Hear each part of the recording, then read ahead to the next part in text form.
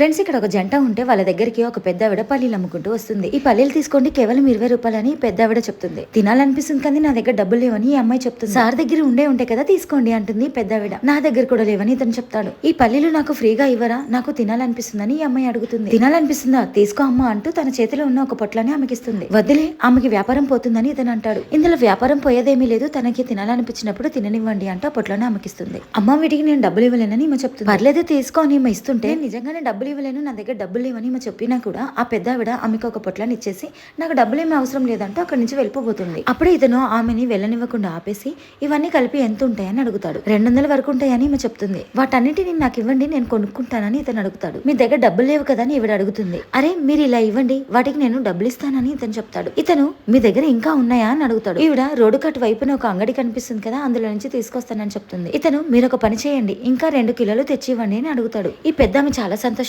ఇప్పుడే తీసుకొస్తానంటూ వెళ్తుంది. Next part కోసం వీడియోకి లైక్ చేసి కామెంట్ సెక్షన్ లో ఐ లవ్ యూ మా అని కామెంట్ చేయండి. అలాగే మరిన్ని వీడియోస్ కోసం మన ఛానల్ ని సబ్స్క్రైబ్ చేసుకొని బెల్ ఐకాన్ ని క్లిక్ చేయండి.